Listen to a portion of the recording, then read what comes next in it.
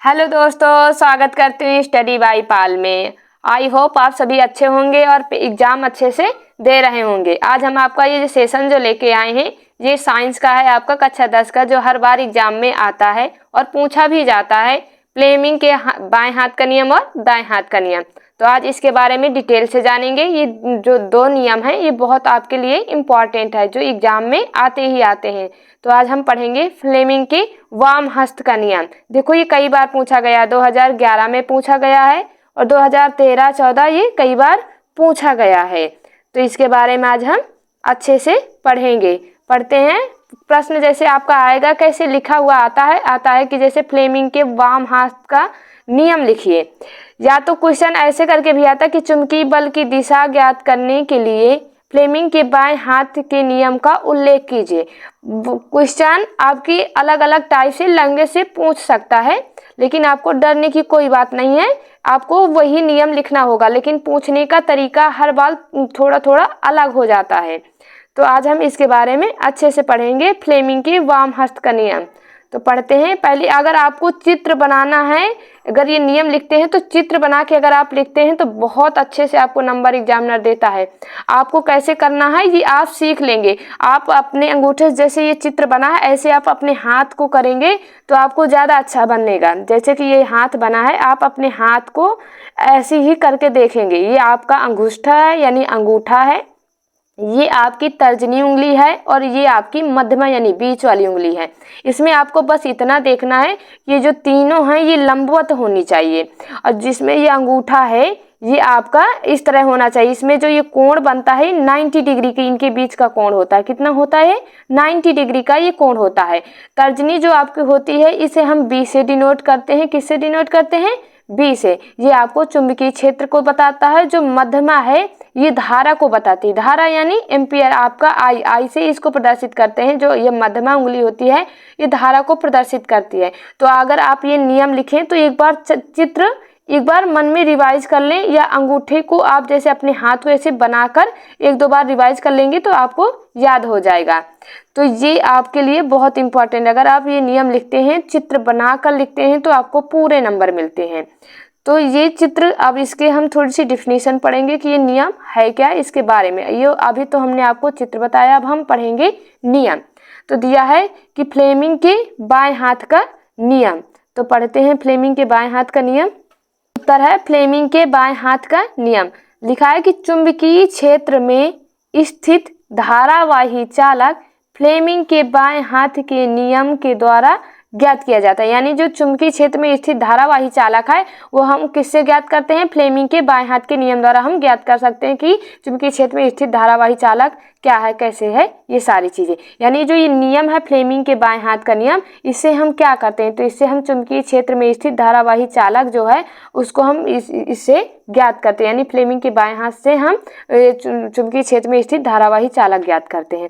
कहते हैं कि इस नियम के अनुसार यदि हम अपने बाएं हाथ का अंगूठा तथा उसके पास वाली दोनों उंगलियों को इस प्रकार फैलाएं कि तीनों परस्पर लंबवत हो। अंगूठा साथ ही साथ उसके बगल में जो दो उंगलियां होती हैं, एक आपकी तर्जनी और एक आपकी मध्यमा यानी बीच वाली जो बड़ी वाली उंगली होती है, इन दोनों की इस प्रकार हम फैलाएं कि तीनों परस्पर लंबवत हो। लंबवत का मतलब होता है कि उनके बीच में जो कोण है वो 90 डिग्री का बने। जैसे हमने ये चित्र में बताया कि जैसे ये कोण जो बन रहा है यहाँ, ये 90 डिग्री का बन रहा है। तो ये होना चाहिए आपको, ये तीनों परस्पर एक दूसरे की क्या है? लंबवत हैं। तो इसके आगे और फिर पढ़ेंगे।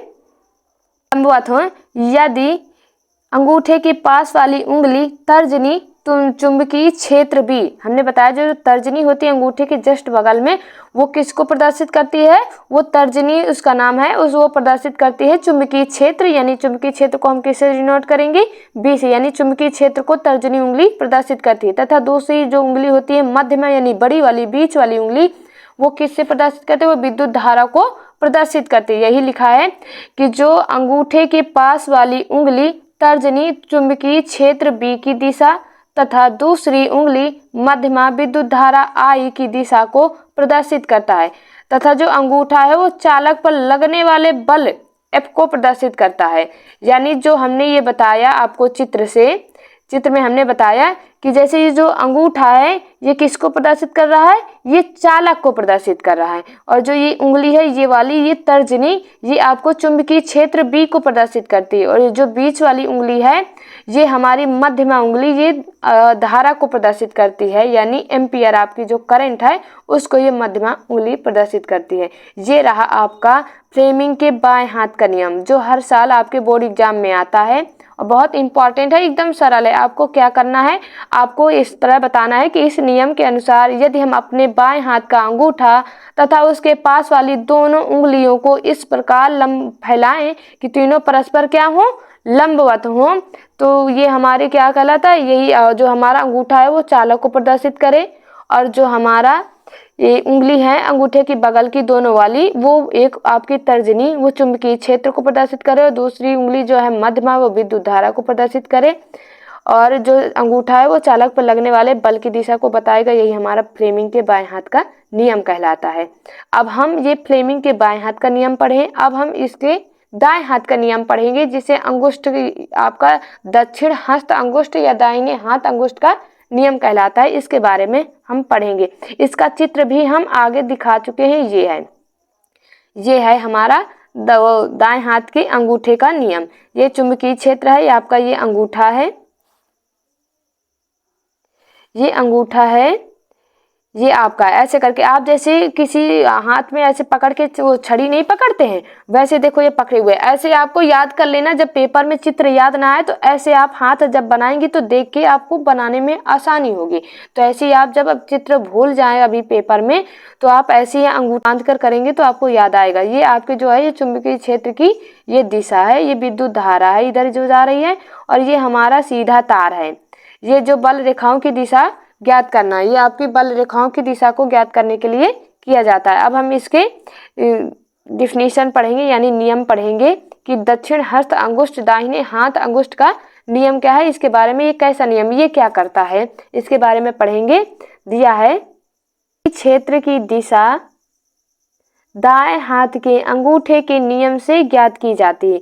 यानी अगर हम चुंबकीय क्षेत्र की दिशा हमें ज्ञात करना है तो हम कैसे ज्ञात करेंगे, तो चुंबकीय क्षेत्र की दिशा ज्ञात करने के लिए हम दाएं हाथ के अंगूठे के नियम का प्रयोग करते हैं, यानी दाएं हाथ के अंगूठे से हम चुंबकीय क्षेत्र की दिशा को ज्ञात करते हैं। ये इस नियम के मेन डिफिनीशन है। अगर आप इतना ही लिख देंगे तो एग्जामिनर समझ जाएगा कि बच्चों को काफी कुछ नॉलेज है। तो आप क्या लिखेंगे कि चुंबकीय क्षेत्र की दिशा दाएं हाथ के अंगूठे के नियम से ज्ञात की जाती है, यानी चुंबकीय क्षेत्र की जो ज्ञात करना है वो हम दाएं हाथ के अंगूठे के नियम से ज्ञात करते। कह रहा है इस नियमानुसार यदि दाएं हाथ की उंगलियों को मोड़कर अंगूठे को इनके लंबवत कर लें, यदि किसी धारावाही चालक में अंगूठे की दिशा में विद्युत धारा प्रवाहित हो रही हो तो उंगलियों को चुंबकीय बल रेखाओं की दिशा प्रदर्शित करेंगी। यानी जो आपको ये डिफिनीशन है ये करेगी, हमारा कट गया है, ये करेगी है कि चुंबकीय क्षेत्र की दिशा दाएं हाथ के अंगूठे के नियम से ज्ञात की जाती है। इस नियमानुसार यदि दाएं हाथ की उंगलियों को मोड़कर अंगूठे को इनके लंबवत कर लें, तब यदि किसी धारावाही चालक में अंगूठे की दिशा में विद्युत धारा प्रवाहित हो रही हो तो अंगुलियां जो होती हैं वो किसको प्रदर्शित करती हैं, चुंबकीय बल रेखाओं की दिशा को प्रदर्शित करते हैं। हमने आपको ये बताया है, जो आपको ये देखो, ये जो आपका उंगलियां हैं ये किसको प्रदर्शित कर रही हैं, चुंबकीय बल रेखाओं की दिशा को प्रदर्शित कर रही हैं, ये जो उंगलियां हैं। तो हाथ के इससे हम क्या ज्ञात करते हैं, इससे चुंबकीय बल रेखाओं की हम दिशा ज्ञात कर सकते हैं। तो किससे ज्ञात करते हैं, दाएं हाथ के नियम से, यानी दाएं हाथ के अंगूठे के नियम से हम चुंबकीय बल रेखाओं की दिशा ज्ञात कर सकते हैं। इतना आपको याद रखना। मेन जो आपका है ये रहे आपके दो नियम जो बहुत इंपॉर्टेंट है, जो हमेशा पूछे जाते हैं। आई होप आप सभी को अच्छे से समझ में आया होगा, और आपका हम उम्मीद करते हैं कि आपका पेपर अच्छा जाए। तो आज के लिए बस इतना ही। धन्यवाद क्लास।